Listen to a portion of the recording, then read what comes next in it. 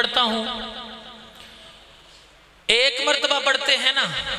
ایک مرتبہ، اعلیٰ حضرت کی تحقیق یہ ہے کہ کوئی ایک مرتبہ درود پڑھے نا، ایک مرتبہ، یعنی آپ سب کہیں صلی اللہ علیہ وسلم، اعلیٰ حضرت فرماتے ہیں امتی 10 مرتبہ حضور کی نظر میں آئے گا،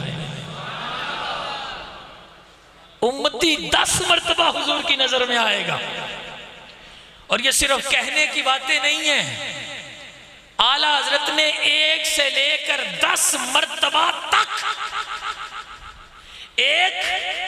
پہلی مرتبہ نظر میں کیسے آئے گا، دوسری مرتبہ ان کی نگاہ میں کیسے آئے گا، تیسری مرتبہ ان کی نگاہ میں کیسے آئے گا، چوتھی، پانچویں، چھٹی، ساتویں، آٹھویں، نویں، 10 مرتبہ اس کو نگاہ مصطفیٰ ملے گی۔ ایک مرتبہ جس نے صلی اللہ علیہ وسلم کہہ لیا یا کوئی بھی درود پڑھ لیا، میرے امام نے 1 سے لے کر 10 مرتبہ کی ہر موقع کی دلیل عطا فرمائی ہے۔ آپ اگر اس کو سن کر یاد کر گئے، دل میں آپ نے اس کو جگہ دے دی، تو پھر یہ محفل تو گھنٹے ڈیڑھ بعد ختم ہو جائے گی، آپ جہاں رہیں گے نگاہ مصطفیٰ میں رہیں گے، اور ہونا بھی یہ چاہیے۔ اب میں آپ کے سامنے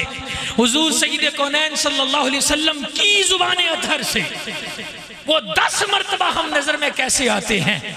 رب کتنا کرم کرتا ہے، کتنی مہربانی ہوتی ہے میرے جیسے غریب کو، آپ جیسے غلاموں کو، کس انداز سے رب کتنے اہتمام سے مصطفیٰ کی نظر میں لاتا ہے۔ حضور سید کونین صلی اللہ علیہ وسلم کی بارگاہ میں ہم نے 1 مرتبہ درود پڑھا، توجہ پوری رکھیں گے، بات سمجھ بھی آئے گی، ایمان بھی تازہ ہوگا۔ درود 1 مرتبہ پڑھا، کہیے سبحان اللہ، 1 مرتبہ پڑھا۔ اچھا حضور خود سنتے ہیں، اس میں کسی کو شک تو نہیں، اس میں تو شک نہیں نا، اس مسئلے کو اس سال نہیں چھیڑتے، جو آپ کو میں مسئلہ سمجھانے لگا ہوں اس کو ذرا سنیں۔ حضور کو جب ہم نے 1 مرتبہ یاد کیا، 1 مرتبہ درود پڑھا، حضور فرماتے ہیں وہ سب سے پہلی حاضری بندے کی کیسے لگتی ہے، 10 مرتبہ حاضری لگتی ہے، سب سے پہلی حاضری، ارشاد ہو رہا ہے، توجہ میری طرف، ان اللہ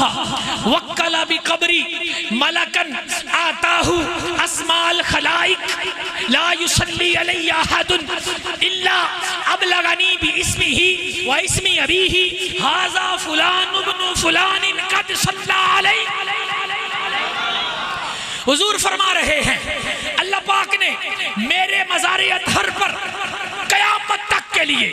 ان اللہ وکل بقبری ملکن آتاہ اسماء الخلائق الی یوم القیامہ۔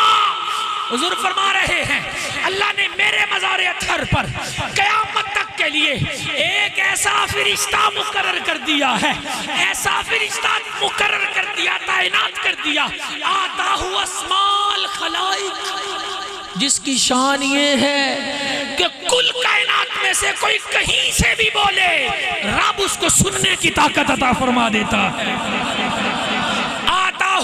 میں نے کہا یہ مسئلہ تو کلیئر ہے نا کہ حضور خود سن لیتے ہیں کہ جن کے در پہ کھڑے دربان کی اتنی طاقت، جن کے در پہ کھڑے دربان کی اتنی طاقت ہے، اس امام الانبیاء کا مقام تو پھر اعلیٰ سے اعلیٰ ہوگا۔ وہ مسئلہ تو ہم نے الحمدللہ دل و جان سے مانا ہے، ہم تو یہ بتا رہے ہیں حضور کی بارگاہ میں حاضریاں کیسے لگتی ہیں، کرم کیسے ہوتا ہے، نگاہ کیسے پڑتی ہے۔ حضور فرما رہے ہیں اللہ نے میری قبر اطہر پر، میرے مزار اقدس پر ایک فرشتہ وہ مقرر کر دیا ہے، قیامت تک کے لیے مقرر کر دیا ہے، صبح و شام بھی وہ رہتا ہے، دن رات بھی وہ رہتا ہے، کوئی مہینہ گزرے وہ نہیں جاتا، کوئی دن ہفتہ گزرے وہ نہیں جاتا، سالوں کے سالوں گزرتے رہیں وہ نہیں جاتا، رب نے اس کی ڈیوٹی کر رکھی ہے، طے کر دی ہے، آتاہ اسماء الخلائق، اس کا کام یہ ہے لا یبلغنی علی احد الا ابلغنی باسمہ واسم ابیہ۔ فرمایا کل کائنات میں میرا کوئی غلام کسی زبان میں کسی خطے سے جب مجھ پہ درود پڑھتا ہے، اللہ اس فرشتے کو درود پڑھنے والے کی آواز بھی سناتا ہے، اس کا نام بھی بتاتا ہے، اس کے والد کا نام بھی۔ بِاسْمِهِ وَاسْمِ أَبِيهِ، نہ وہ شناختی کارڈ دیکھتا ہے فرشتہ، نہ وہ یونین کونسل میں جا کر پتہ کرتا ہے، نہ وہ کسی سے پوچھتا ہے پڑھنے والا کون سی۔ لوگ کہتے ہیں جی تسی ایتھے بیٹھے ہو محفلاں پہ کر دے اتھے مدینے سرکار نو کی پتہ ہے، انہوں نے کی پتا کنے نعت پڑھی ہے، انہوں نے کی پتا کنے تقریر کیتی ہے۔ میں کہا چلیا او تیرا مسئلہ ہے، تینوں نہیں پتا چلدا، انہاں دے درد دربانہ نو پیو دا بھی پتا چل جاندا، دادے دا بھی پتا چل جاندا۔ الا بلغنی بِاسْمِهِ وَاسْمِ أَبِيهِ ھذا فلان ابن فلان قد صلی علیک۔ محبوبہ یہ غلام ہے،